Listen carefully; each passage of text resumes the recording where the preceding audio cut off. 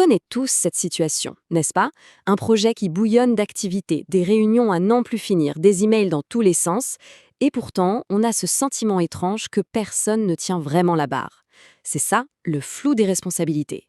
Un problème hyper courant, souvent sous-estimé et qui coûte très très cher. C'est ce qu'on va décortiquer ensemble.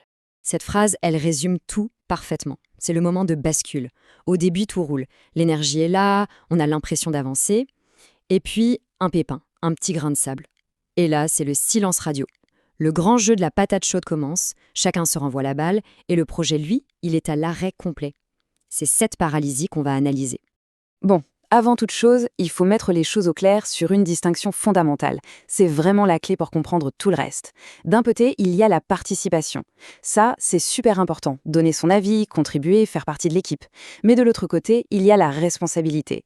Et ça, c'est autre chose. C'est être la personne qui, à la fin, lève la main et dit « Le résultat final, bon ou mauvais, c'est moi qui l'assume ».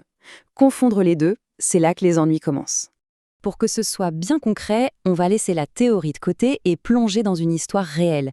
Une histoire qui montre à quel point ce flou peut faire dérailler un projet absolument vital, la construction d'un tout nouvel hôpital au Cameroun. Alors, qui est autour de la table? Eh bien, regardez, il y a du monde. 2 ministères, un bureau de contrôle technique, le constructeur, les fournisseurs de matériel, bref, un sacré paquet d'intervenants. Et au milieu, un chef de projet, le docteur Nguema, qui tente de faire avancer tout ce petit monde. C'est la configuration parfaite pour que les zones d'ombre se transforment en véritables trous noirs. Et bien sûr, ce qui devait arriver arriva. Un problème majeur éclate. Et pas n'importe lequel, la ventilation du bloc opératoire, un élément critique, n'est pas conforme aux normes. La question qui tue se pose alors. Mais qui, au juste, devait vérifier et valider ce point précis? Qui était le responsable de cette conformité technique? On se tourne logiquement vers le bureau de contrôle. Leur réponse est quasi immédiate. Ah non, désolé. Nous, c'était le gros œuvre, les murs, la structure, tout ce qui est équipement technique à l'intérieur, ce n'est pas notre périmètre. Hop, première esquive. D'accord. Alors, peut-être l'entreprise de construction? Leur défense est en béton, si on peut dire. Écoutez, nous, on a construit ce qui était sur les plans. On n'est pas là pour valider la conception, on est là pour exécuter. La balle est renvoyée très proprement. Bon, on remonte plus haut. Le ministère, le client final, sa position est tout aussi nette. Ce sont des spécifications très techniques, très médicales. C'était évidemment au comité d'experts médicaux de valider ça. La patate chaude continue son voyage, de plus en plus brûlante.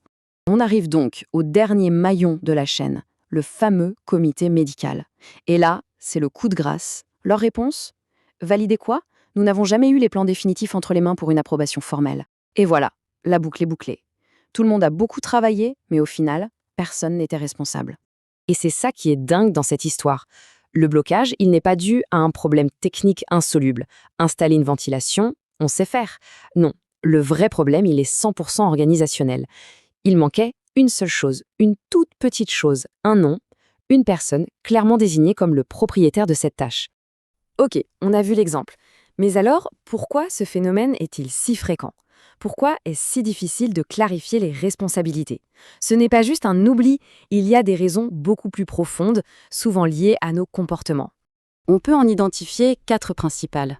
La première, la plus simple, c'est la peur. Être responsable, c'est prendre le risque de se faire taper sur les doigts si ça rate. Ensuite, il y a cette culture du nous, du consensus mou, où il est plus confortable de se noyer dans le collectif. Troisième point, on confond souvent le grade, l'autorité hiérarchique, avec la responsabilité d'une tâche précise.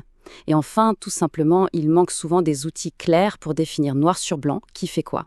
On pourrait penser que ce flou n'est qu'un petit problème d'organisation interne, un peu agaçant mais sans plus.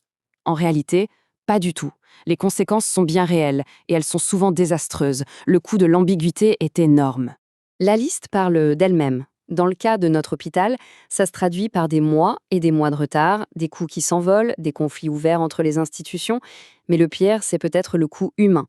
La confiance est rompue et les équipes sur le terrain, même les plus compétentes et motivées, finissent par baisser les bras.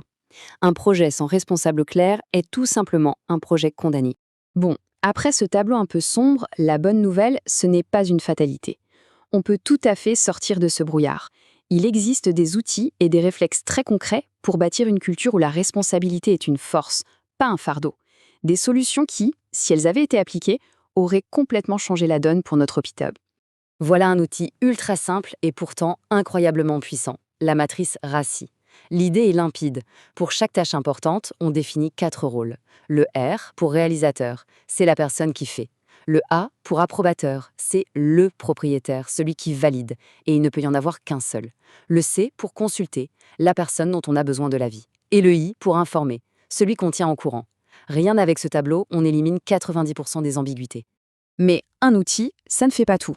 C'est une vraie culture à mettre en place. Ça tient en 3 points. 1. Pour chaque étape clé, un seul et unique responsable. C'est non négociable. 2. On arrête les validations verbales dans un couloir. Chaque approbation importante doit être formelle, écrite. Une signature, un email clair. Et 3. Il faut former les managers. Leur faire comprendre que clarifier les responsabilités, ce n'est pas pour trouver un coupable, c'est pour garantir la réussite de tout le monde. Et ça nous amène à une dernière distinction cruciale. Il faut arrêter de confondre le pouvoir hiérarchique, le titre sur la carte de visite, et la responsabilité opérationnelle, qui est l'autorité pour mener une tâche à bien. Le directeur général n'est pas forcément le responsable direct du succès d'une campagne sur les réseaux sociaux. Distinguer les deux, c'est la clé pour que les bonnes personnes aient les bons leviers pour agir.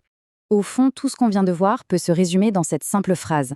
Ça sonne comme un paradoxe, mais c'est une logique implacable.